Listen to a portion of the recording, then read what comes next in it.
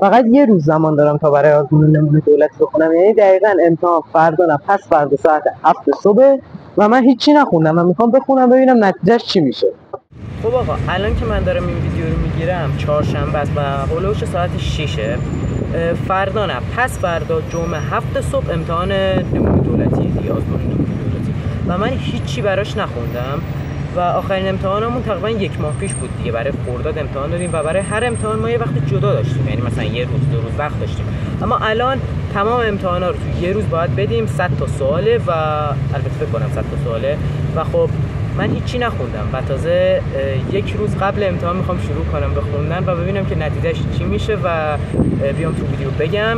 حالا فردا 7 صبح پا میشم ویدیو میگیرم و از همون موقع تا 7 فرداش که میشه آزمون نمونه دولتی زمان دارم برای خوندن و ببینیم که چی میشه. همراه من باشین تا ادامه ویدیو.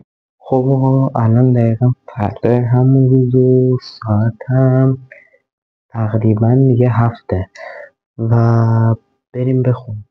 خب آقا الان ما از اونجایی که فقط یه درس و امتحان نداریم، یعنی چند تا درس با همه و باید برنامه ریزی کنیم ببینیم که اول مثلا چه درسی رو بخونیم بعد چه درسی. اینا مطمئنم به خیلی از درس نمیرسم، درسایی مثل مثلا مطالعات و آمادگی دفاعی و اینا شاید حتی نخونمشون، اما باید یه جوری برنامه ریزی کنم که خب بتونم یه سری درس ها رو به موقع تموم کنم و خب بخونمشون و تو امتحان نمرهشون رو بگیرم. حالا اینکه الان وقت دارم چه درس رو بخونم نمیدونم، ولی احتمالا ریاضی، چون 8 درسه. آره دیگه اشتباه نکنم 8 درسه و خب من برم الان مثلا تا ساعت 12 1 ویدیوهای آموزشی ببینم، مثلا درس 1 درس 2 و تا موقع ریاضی رو کامل بخونم، چون از ریاضی هم احتمالا بیاد. پس تا موقع فعلا خدا.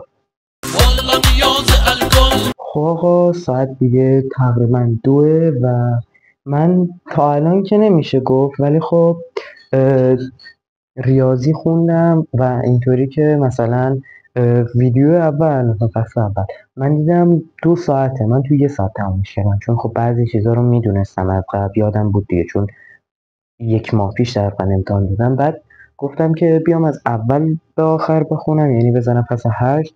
فصل 8 مثلا ویدیوش نیم ساعت 40 دقیقه بود، سری مثلا توی 10 دقیقه 5 دقیقه اینا تمامش کردم، چون میزدم جلو بلد بودم و اینا. بعد تمامش کردم دیگه طرفای ساعت 10 و نیم اینا و خوابیدم. و خب الانم که دیگه ساعت 2 برنامه دارم که مثلا عربی یا فارسی یا انگلیسی قرآنی چیزی بخونم که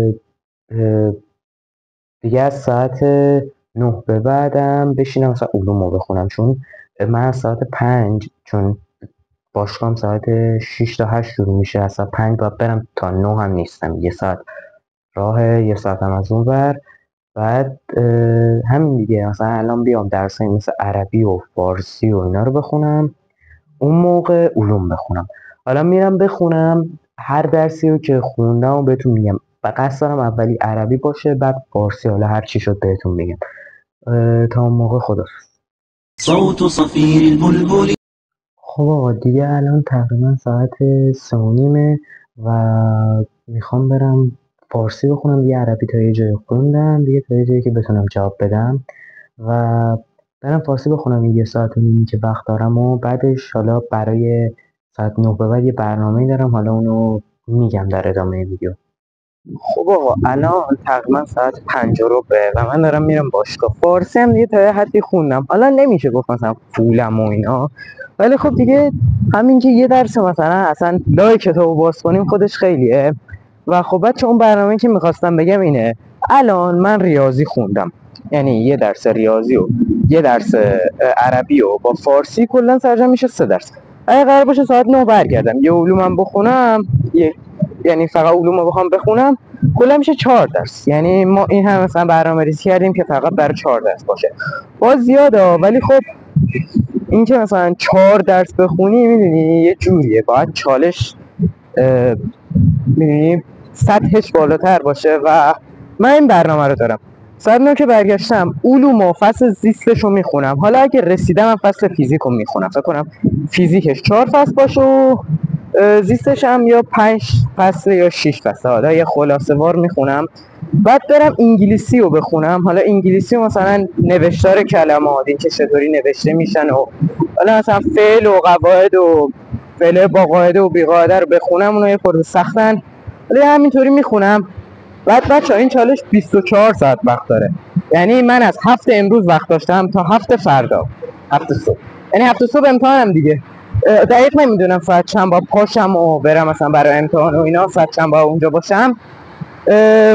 اما میخوام یه حداقل 1 ساعت 2 ساعت زودتر از امتحان پاشم، 2 تا کتاب بتونم بخونم که بشه اینطوری که ریاضی، علوم، عربی، فارسی، یعنی ریاضی و علوم و عربی و فارسی این 4 درس بتونم. انگلیسی هم اگه شب بخونم 5 درس میشه. فردا صبح هم اگه بتونم 2 تا درس بخونم. مثلا قرآن دقیقاً مثل عربی راحت دیگه، کلمه‌ن باید حفظ کنی یا مثلا جمله. بعد مثلا بتونم تو راه امتحان دینی هم بخونم میشه 7 درس و فکر کنم نمیدونم 8 درس امتحانه و من فقط یه دونه‌شون نمیخونم، اونم مطالعات اجتماعی.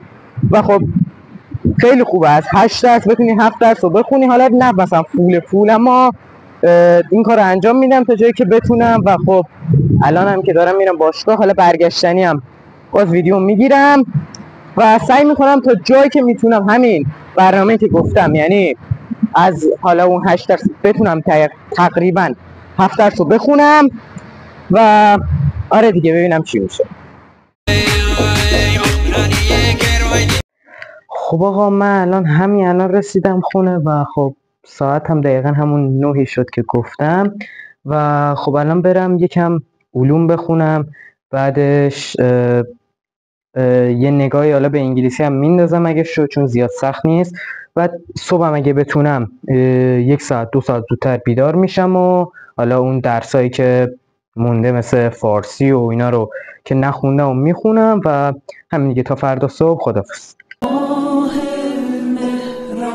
آقا چالش دیگه تموم شد دیگه، ساعت 7 و یکم دیگه حاضر میشم میرم سر جلسه امتحان ساعت 7:30.